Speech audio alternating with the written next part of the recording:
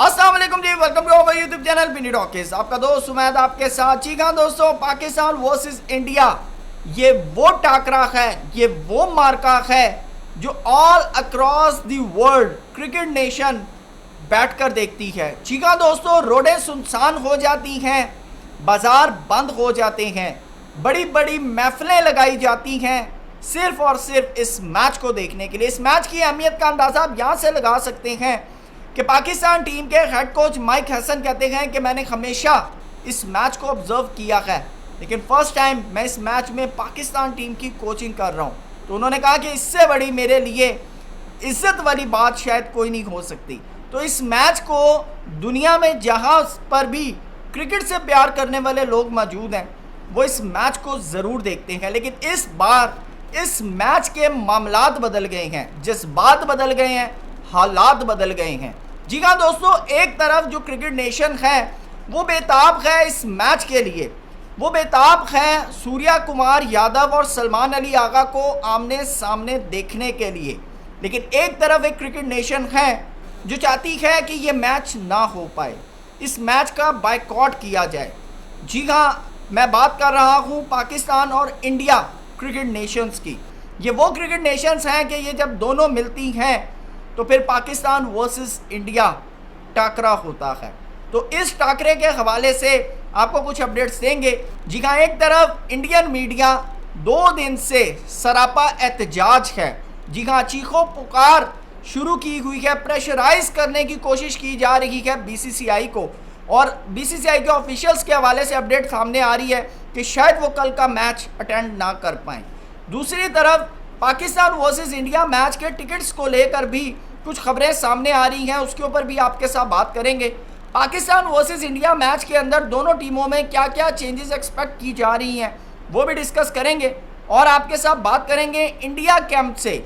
जी हाँ, Indian cricket team से injuries की भी खबरें सामने आ रही हैं, और वो फॉर्मर इंडियन क्रिकेटर्स, जी हाँ दोस्तों, जो पाकिस्तान वर्सेस इंडिया मैच के खिलाफ थे, जी हाँ, आज उनके ट्विटर अकाउंट या उनके सोशल मीडिया अकाउंट्स क्यों खामोश हैं। जी हाँ, इन तमाम चीज़ों के ऊपर आपके साथ डिस्कशन करेंगे।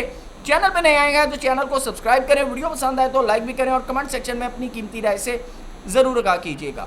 दोस्तों, पाकिस्तान वर्सेस इंडिया टाकरा ये ऐसा टाकरा है कि ये दोनों ममालिक की रोड्स जाम कर देता है, खाली कर देता है, दुकानें बंद करवा देता है, महफिलें लगाई जाती हैं। जी हाँ दोस्त, यानी कि ईद जैसा समा दोनों ममालिक में होता है इस मैच को लेकर। लेकिन इस बार 9 और 10 मई को मार्का हक, जी हाँ, बनियानुल मरसूस के बाद पहली दफ़ा पाकिस्तान और इंडिया दोनों ममालिक आमने सामने होंगे। लेकिन इंडियन मीडिया पिछले 2 दिन से सरापा एहतजाज है, क्योंकि उसने पिछले 3 से 4 महीने इस मैच को रोकने के लिए बाकायदा तौर पर एक फीडिंग की है अपनी आवाम के अंदर। लेकिन आज वही इंडियन मीडिया फंस चुका है अपने ही जाल में, क्योंकि एक तरफ उन्होंने नैरेटिव सेल किया है एंटी पाकिस्तान का, लेकिन अब बारी है पाकिस्तान वर्सेस इंडिया मैच के टीआरपी की, क्योंकि ये वो टीआरपी है जो शायद किसी मैच को नहीं मिलती। तो अब वो फंसे हुए हैं कि भाई हम ये मैच दिखाएं, इसके ऊपर क्रिकेट एनालिस्ट फॉर्मर क्रिकेटर्स को बिठाएं या ना बिठाएं, क्योंकि पाकिस्तान वर्सेस इंडिया मैच में जो स्पॉन्सरशिप राइट्स हैं ना भाई, 10-10 सेकंड के मैच के करोड़ों ने रुपए आपको मिलते हैं। तो अब इंडियन मीडिया अपने जाल में खुद फंस चुका है कि भाई अभी तक तो वो पाकिस्तान वर्सेस इंडिया मैच के एंटी नैरेटिव जो है वो बिल्ड कर रहा है, बल्कि बहुत से इंडियन यूट्यूबर हैं जिन्होंने ये बात की है कि भाई हम पाकिस्तान वर्सेस इंडिया मैच के ऊपर तबसरा नहीं करेंगे। लेकिन वही YouTuber Pakistan versus Afghanistan, Pakistan versus UAE match के ऊपर उन्होंने धमालें डाली हैं। जी हाँ, धमालें डाली हैं, और मुझे समझ नहीं आती कि भाई पाकिस्तान वर्सेस इंडिया मैच का तो बाइकआउट कर रहे हैं, लेकिन पाकिस्तान वर्सेस अफगानिस्तान मैच जो पाकिस्तान 18 रन से हारा था, वहाँ पर तो आपने भंगड़े डाले थे। ये कैसा बयानिया है, समझ से बाहर है। तो ये जो चीज़ें हैं ये इनको अपने ही हाथों लेकर फंस चुके हैं। दूसरी तरफ अगर मैं कुछ इंडियन फॉर्मर क्रिकेटर्स की बात करूं तो उनके तो सिस्टम ही चेंज हो चुका है। जो पिछले 3 महीने से पाकिस्तान वर्सेस इंडिया मैच के वर्ल्ड कप में, आईसीसी इवेंट में बायकॉट की बातें कर रहे थे, आज वो कहीं नजर नहीं आ रहे, बल्कि बहुत से इंडियन एंकर प्लेयर से कांटेक्ट करने की कोशिश कर रहे हैं, बताएं पाकिस्तान इंडिया का मैच होना चाहिए या नहीं होना चाहिए। तो वही दूसरी तरफ से सिर्फ आवाज़ आती है टू टू टू, क्योंकि भाई उनको भी पता है, उनको भी पता है कि cricket game just because of Pakistan versus India, आप बेशक इंडिया वर्सेस ऑस्ट्रेलिया को हाइप देने की कोशिश करें, इंडिया वर्सेस साउथ अफ्रीका को हाइप देने की कोशिश करें, आप बेशक India versus New Zealand, India versus England hype बनाने की कोशिश करें, लेकिन पाकिस्तान वर्सेस इंडिया मैच की हाइप भी कुछ और है। वो लहता बात है कि आप लोग हमेशा India Pakistan versus India game के अंदर पॉलिटिक्स इन्वॉल्व करते हैं, लेकिन पाकिस्तान की तरफ से कभी भी क्रिकेट और पॉलिटिक्स को एक नहीं किया गया। हमें हमारा हमेशा मानना है कि भाई क्रिकेट डिप्लोमेसी के थ्रू ही आप बेहतर ताल्लुकात कर सकते हैं, और इसके ऊपर बहुत से पाकिस्तान के फॉर्मर क्रिकेटर्स ने हमेशा बात की है कि क्रिकेट डिप्लोमेसी बेहतरीन ज़रिया है ताल्लुकात जोड़ने का। लेकिन दूसरी तरफ से इस बार भी पाकिस्तान हाथ बढ़ा रहा है, लेकिन दूसरी तरफ से जो है वो अग्रेशन शो किया जा रहा है। असल में अग्रेशन शो करना बनता है जब आपने 3 महीने एंटी पाकिस्तान नैरेटिव सेल किया हो, तो फिर मेरे ख्याल से वजह नहीं बनती आप क्या मुंह दिखाएंगे, क्योंकि अब पाकिस्तान मीडिया की तरफ से भी, हमारी तरफ से भी बाकायदा तौर पर इसके ऊपर बात की जा रही है कि भाई देखें, आप अब इतनी बड़ी इकॉनमी कहते हैं, आप एजुकेशन रेट के ऊपर इतना ज़्यादा वो करते हैं कि हमारा एजुकेशन रेट बहुत अच्छा है, हमारे सारे मामलात बहुत बेहतर हैं, तो आपका मीडिया आपके साथ क्या कर रहा है। आप देखेंगे वो एक उनके एंकर हैं, बड़ा चीखते चिल्लाते हैं, वो हमेशा एंटी पाकिस्तान की बात करते हैं, और मज़े की बात है वो जब एंटी पाकिस्तान की बात करते हैं उन्होंने पाकिस्तान के जर्नलिस्ट बैठाए होते हैं और उनके वॉल्यूम कम किए होते हैं, क्यों पाकिस्तानी एंकर्स या पाकिस्तानी जर्नलिस्ट की बात जो है वो इंडियन अवाम तक ना चली जाए। तो अब जब ये सारे मामलात हैं तो अब भाई उन्होंने भी तो अपनी फेस सेविंग तो करनी है। तो यही सिचुएशन जो है फॉर्मर इंडियन क्रिकेटर्स की। अब आते हैं जी पाकिस्तान वर्सेस इंडिया मैच की प्लेइंग 11 के ऊपर। दोस्तों पाकिस्तान की प्लेइंग 11 के ऊपर बहुत सी सजेशन सामने आ रही हैं, ख़ास तौर पर शारजा मैच को लेकर, कि अगर तो भाई आपकी पिच ड्राई हो जाती है तो भाई फिर तो आपको स्पिनर्स के ऊपर डिपेंड करना पड़ता है, और अगर आप स्पिनर्स के ऊपर भी डिपेंड करते हैं तो 2 प्रॉपर फास्ट बॉलर्स इंडिया के अगेंस्ट आपके पास ज़रूरी हैं, क्योंकि अगर वहाँ पर ड्यू फैक्टर आता है तो भाई फिर आपके फास्ट बॉलर आपके लिए हेल्पफुल साबित होंगे। ये एक बड़ा क्लियर फिनोमिना है। लेकिन जिस तरह पाकिस्तान ने अफ़गानिस्तान के ख़िलाफ़ ट्राई नेशन सीरीज़ में ज़बरदस्त किस्म की पाकिस्तान के स्पिनर्स ने परफॉर्म किया है, और जिस तरह ओमान के ख़िलाफ़ पाकिस्तान के स्पिनर्स ने परफॉर्म किया है, तो डाउटली ये बात कंफर्म की जा रही है कि पाकिस्तान हो सकता है कि सुफियान मुकीम और इब्रार के साथ जाए। लेकिन आज जिस तरह साइम अयूब ने प्रेस कॉन्फ्रेंस की है, जहाँ पर उनसे उनकी परफॉर्मेंस के हवाले से भी बात की, तो उन्होंने कहा जब आपकी एक अच्छी इनिंग आ जाती है ना तो पास ख़त्म हो जाता है, और ये हमेशा होता है, ये हमेशा होता है। अभी मोहम्मद हारिस ने 66 रन की जब इनिंग खेली है 1 डाउन आकर, तो किसी ने क्वेश्चन नहीं किया उनके ऊपर, लेकिन उससे पहले मोहम्मद हारिस के ऊपर कितना क्रिटिसाइज हो रहा था। सेम सिनेरियो साइम अयूब ने भी अपने हवाले से बताया। दूसरी बात, उन्होंने कोचिज़ के हवाले से बात की है कि भाई कोचिज़ का बड़ा क्लियर है कि हम सिर्फ इंडिया के लिए हमने तैयारी नहीं की, हमारी तैयारी एशिया कप जीतने की, और हमने अग्रेसिव खेलना है। बाकी जहाँ तक प्लेइंग 11 की बात है वो पिच रीड करने के बाद होगी, और उन्होंने कहा कि सबसे मेन चीज़ पिच रीडिंग है।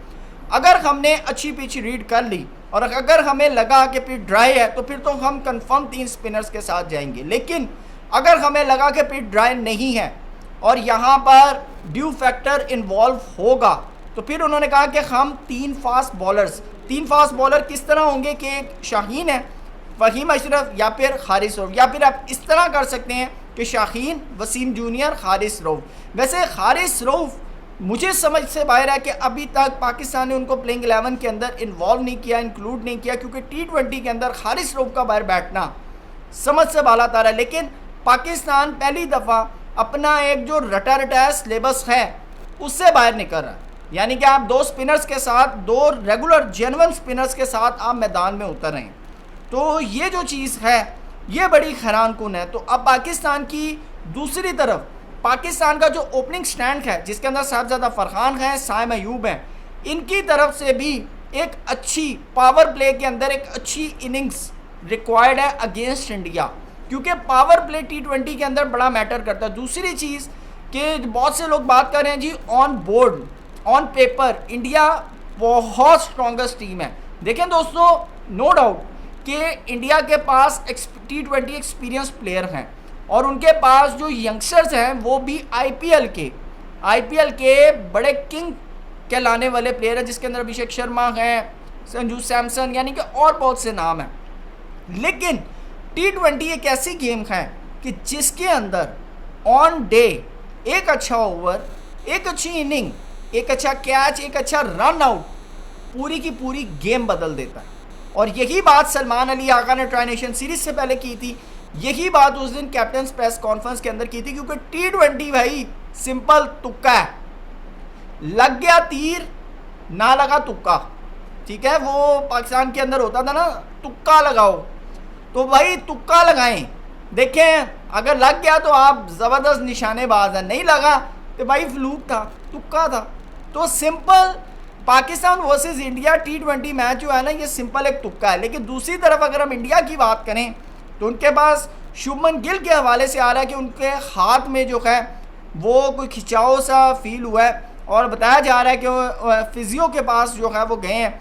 अभी तक उनकी तरफ से कोई स्टेटमेंट नहीं आई, कोई स्कैन्स वगैरह की अपडेट सामने नहीं आई, लेकिन सुना है कि उनके हाथ में जो है वो पेन है। लेकिन अगर हम इंडिया की बात करें तो उनके पास सूर्या कुमार यादव, शुभमन गिल, अभिषेक शर्मा, हार्दिक पांड्या, शिवम दुबे, अक्षर पटेल, जसप्रीत बुमराह, वरुण चक्रवर्ती, कुलदीप यादव, संजू सैमसन, ये एक ऐसे नाम है। और अभी आप देखें कि रिंकू सिंह, ये मैं वो प्लेइंग 11 की बात कर रहा हूँ जो उन्होंने यूएई के खिलाफ उतारी है। अभी देखिए उनके पास रिंकू सिंह, तिलक वर्मा, ये वो नाम है कि जो रेस्ट के ऊपर है, यानी कि जो प्लेइंग 11 का हिस्सा नहीं है, तो उनके पास भी चार्जेबल अच्छे रन चार्ज करने वाली बैटरीज मौजूद हैं। लेकिन पाकिस्तान के पास भी जो यंगस्टर्स हैं, अगर वो खड़े हो जाएं तो वो मैच बिल्कुल फिनिश कर सकते हैं। और दूसरी तरफ कंपैरिजन किया जा रहा है साहबजादा फरहान का और अभिषेक शर्मा का, साहबजादा फरहान का और साइम अयूब का और अभिषेक शर्मा का। तो अब देखना है कि पाकिस्तान का ओपनिंग स्टैंड पाकिस्तान की बॉलिंग को, पाकिस्तान की टीम को कितना सपोर्ट करता है। दूसरी तरफ पाकिस्तान के स्पिनर्स कितना परफॉर्म करते हैं, क्योंकि अभी तक पाकिस्तान के स्पिनर्स ने बड़ा आउट क्लास परफॉर्म किया है। आप ट्राई नेशन सीरीज़ का फाइनल देखें, आप ओमान के ख़िलाफ़ देखें, अगर इंडिया ने 66 रन्स के ऊपर या 56 रन्स के ऊपर यूएई को रोका है, तो पाकिस्तान ने भी 66 के ऊपर ओमान को आउट क्लास कर दिया। हाँ, पाकिस्तान की बैटिंग ने स्ट्रगल किया है, ये नो डाउट, लेकिन पाकिस्तान T20 के अंदर कोई एक या दो ऐसे बल्लेबाज होते हैं जो आपका पूरे का पूरा मैच बना देते हैं।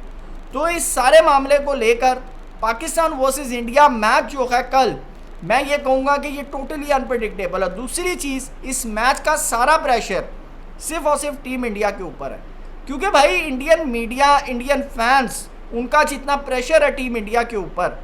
और मज़े की बात, आज प्रेस कॉन्फ्रेंस के अंदर अमूमन कभी ऐसा नहीं हुआ देखने को कि इंडियन कैप्टन ना आए, लेकिन आज उनका फॉरेन कोच आया और उससे पूछा है, बल्कि उनसे सवाल हुआ कि भाई पाकिस्तान इंडिया का मैच है। उसने कहा जी हम प्रोफेशनल लोग हैं और हम इस गेम को प्रोफेशनली ट्रीट करेंगे।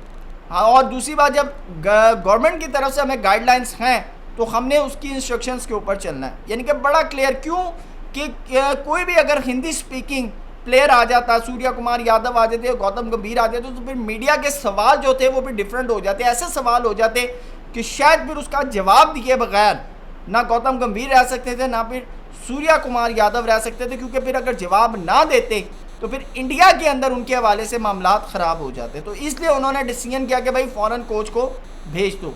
तो सिचुएशन दोस्तों इस तरह की है कि पाकिस्तान टीम इंडिया के कंपैरिजन में लो है, लेकिन हार नहीं सकती, ये मैं आपको बड़ा बता दूं, क्योंकि हमारे जो लड़के हैं वो बहुत एग्रेसिव हैं। लेकिन ऑन पेपर इंडिया बहुत स्ट्रॉन्ग है, और अगर इंडिया मैच हारता है तो आप इस सारे मोमेंटम से, जो एग्रेसिव मोमेंटम जो इंडियन मीडिया ने क्रिएट किया हुआ इंडिया के अंदर, तो आप खुद सोच सकते हैं कि उसका क्या हाल होगा कि बीसीसीआई के लोग इंडियन मीडिया के प्रेशर की वजह से उनके बारे में बताया जा रहा है कि उनके जो देवजीत साइका साहब हैं वो कल मैच अटेंड नहीं करेंगे, और मोस्ट प्रॉबेबली बताया जा रहा है कि राजीव शुक्ला साहब को इस मैच के लिए बुलाया जाएगा। तो अब सारा मैटर जो है वो इस तरफ चल पड़ा है। तो दोस्तों इस सारे मैटर को लेकर आपकी क्या राय है, कमेंट सेक्शन में ज़रूर बताइएगा। Thank you so much. अल्लाह हाफ़िज़।